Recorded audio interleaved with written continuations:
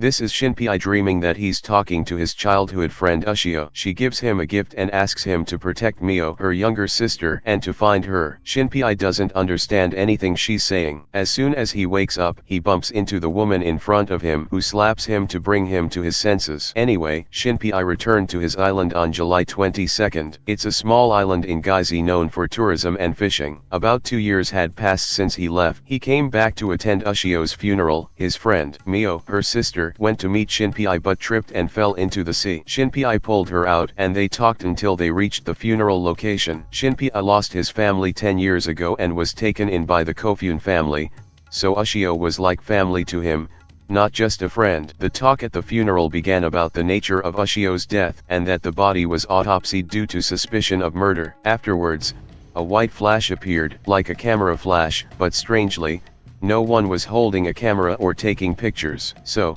Shinpei's old friend arrived and told him that Ushio had tried to save a little girl from drowning, but the current pulled her under and she died. He kept apologizing for not being able to save her. Shinpei told him that what happened had happened and not to blame himself. But he asked so why his father had autopsied Ushio's body if it wasn't an accident. So told him to look over there, pointing to Shiori, the girl Ushio was trying to save. She had been in shock and hadn't spoken since. The burial preparations began, and so told Shinpei he would call him at night to tell him exactly what happened. From this point on, my friend, I ask you to support me with a like and subscribe if you haven't already, and pay very close attention because the game is about to begin. After they buried Ushio, Shinpei sat with her father and sister while they prepared dinner. But strangely, her sister was standing outside the house, just watching them. See, I told you to pay attention. Anyway, so called Shinpei and told him that there was no autopsy.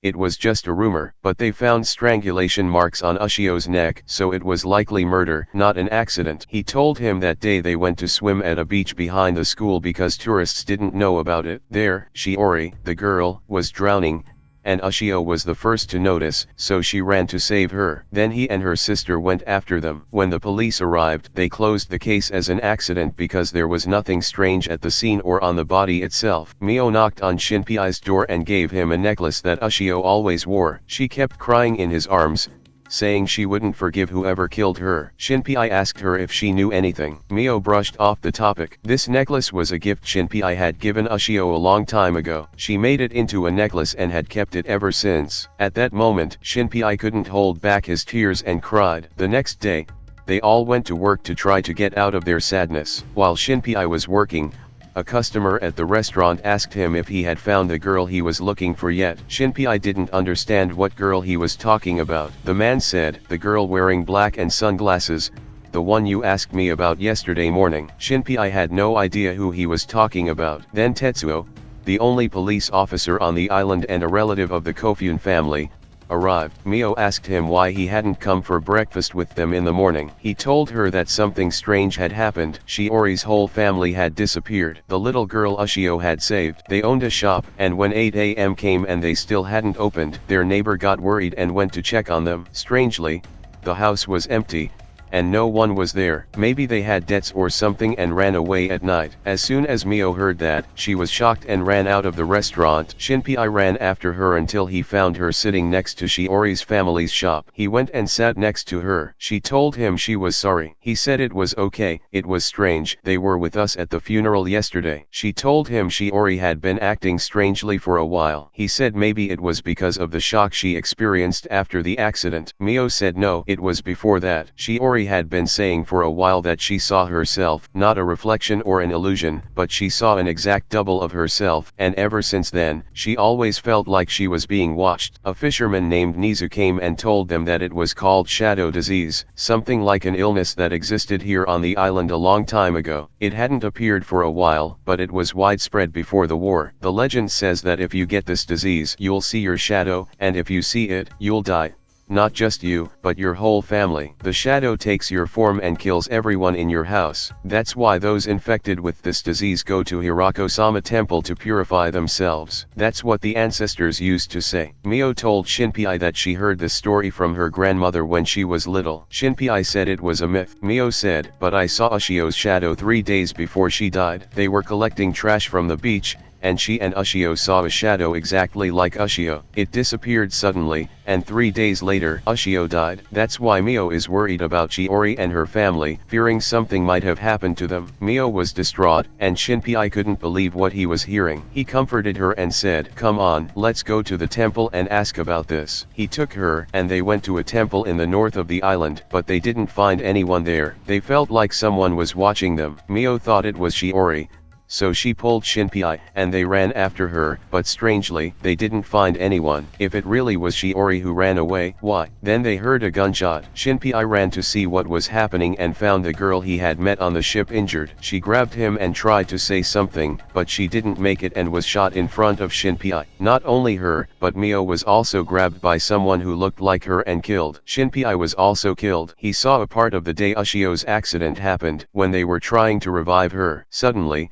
Shinpei woke up at the same moment he bumped into the girl who slapped him, and nothing had happened at all. It was like he went back in time, but this time, he remembered that she was the girl who was shot in front of him. He asked her if she had ever been shot by a gun before. She said, "Are you alright, son?" He said, "I'm sorry, I must have been dreaming." When he looked at his phone, he found himself on July 22nd, even though that day had passed, and he was supposed to be on July 23rd, the day he, Mio, and the girl were killed. Shinpei was confused and didn't understand anything. Was what he experienced real, just a nightmare, or what exactly was the story? His hand fell on the novel The Bog Man by Ryunosuke Akutagawa. It's a novel about a mystery in Wakayama where a girl becomes obsessed with the idea that her family and friends have been replaced by identical copies. He thought he had dreamed this nightmare because he fell asleep while reading the novel. He got off the ship with a feeling that he had experienced this situation before, like deja vu. Mio came to meet him exactly as in his dream. Here, he no longer understood if what happened was real or not. Mio fell into the sea again, but this time Shinpei noticed new details. Mio's bicycle brakes were cut, that's why she fell. The day went by with the same details as yesterday. Everyone and every event unfolded exactly as he had seen them,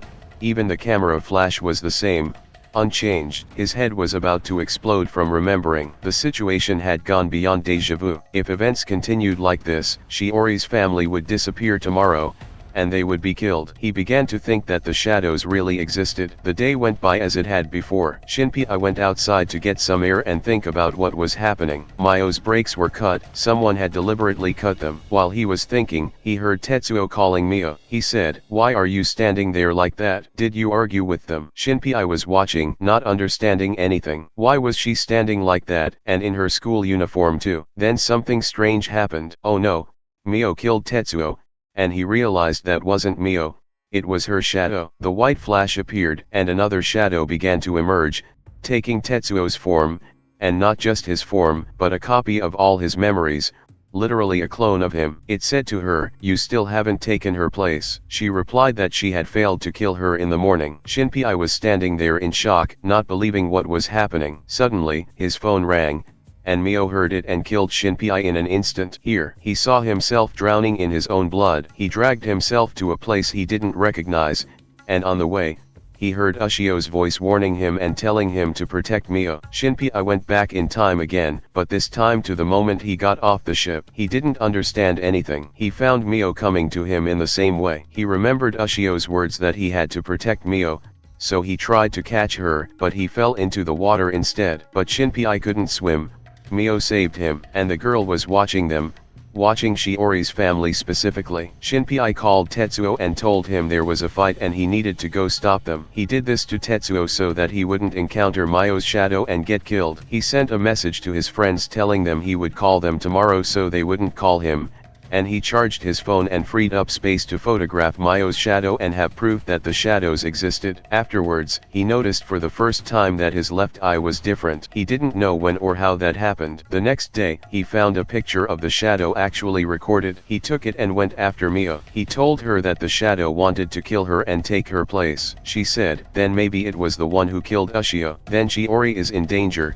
We have to go save her." Shinpei refused to put Mio in danger, so he went alone. He found the shop closed as he expected. He met their neighbor, who was also surprised that the shop was closed. She took Shinpei, and they went to Shiori's family's house. The door was open, so they went in but didn't find anyone. But Shinpei noticed traces of the shadow copies that existed, the same form he saw when Tetsuo was killed. He began to talk to himself, saying he could have definitely saved them. But he told himself, no, we are facing monsters, and I don't want to die again. It's enough that I try to warn them and observe what's happening. He began to look around and analyze the place. It was clear that there had been a struggle here. He went upstairs to look and was surprised by the white flash, and Shiori asked him, why did you ask me yesterday if I saw someone who looked like me or not? Here, Shinpei realized that the shadow that infiltrated the funeral was Shiori's shadow, and not only that, but it turned out she had been infected with the shadow disease early on. But luckily for him, the sound of their footsteps reached him and the shadows fled. After they called the police and reported the family's disappearance, Shinpei remembered the girl he kept bumping into. She must know something and he has to reach her to warn her before she gets killed too. But this time, he didn't bump into her. He went straight back to the pier, but he deduced that she was a tourist, so she was probably staying at a hotel there. He asked in all the places he knew, and one person told him, yes, I saw her, but she's not a guest at this hotel. It was the same man who asked Shinpei, did you find the girl you were looking for yet? See, I told you to pay attention and don't forget the like. Anyway, Shinpei couldn't find any trace of her anywhere, or even her name. Afterwards, he went back to the restaurant and there he met Tetsuo, who said, I didn't find any fight or anything you told me about. Shinpei brushed off the topic and then confirmed that this was the real Tetsuo and that he hadn't encountered the shadow. He also told them that Shiori's family had disappeared and all the details were the same, but the addition was that Tetsuo gave Shinpei Ushio's phone and told him that Ushio had come to him the day before she died, gave him this phone, and told him that if anything happened to her, he should give it to Shinpei, as if she knew what was going to happen to her. After that, So and his friends arrived, and Shinpei decided to tell him everything so he could help him. So believed Shinpei right away and asked him if there was a way to distinguish the shadows. Shinpei said that as far as he knew, there wasn't yet. So said, so you yourself could be a shadow right now. Shinpei said, and you too. Mio was standing in the middle and was about to go crazy. So told her to calm down, that since they appeared on camera and video, they were living beings, not ghosts, so there must be a way to get rid of them. Mio suggested they go to the temple and ask a man named Karikiri about the shadows because he had a lot of background on the island's history and might have a solution to this. But Shinpei remembered what happened at the temple, and if they went now, they would be killed, so it was better to go tomorrow. So said, tomorrow is the summer festival, and the temple will be completely full. Shinpei convinced them to go tomorrow, thinking that the more people there were, the better it would be for them. Anyway, they agreed to go tomorrow and agreed on a password to say to each other to make sure they were shadows or not. Shinpei still didn't trust so much. Anyway, the rain fell heavily, and Mio wished that Shinpei would stay with them on the island forever and gave him the necklace again. Time passed and the meeting time arrived. They confirmed that they weren't shadows. So, through his sister Tokiko, had Mio wear different clothes so they could distinguish between her and her shadow. They went to the festival, and Shinpei felt like he had failed Ushio and that if he had been there, she wouldn't have died. So told him that what happened wasn't his fault. Focus on what you're supposed to do now, which is protecting Mio. If you don't, I will protect her. It was clear that So had feelings for Mio, but Mio seemed to have a crush on Shinpei, while Shinpei loved Ushio. Anyway, So told them that Karikiri would be available after the rituals and fireworks. Shinpei spotted someone with yellow clogs like Ushio's and ran after her. Ushio loved this festival very much. He kept running until he reached the sea, and with the fireworks explosions, Ushio appeared before him.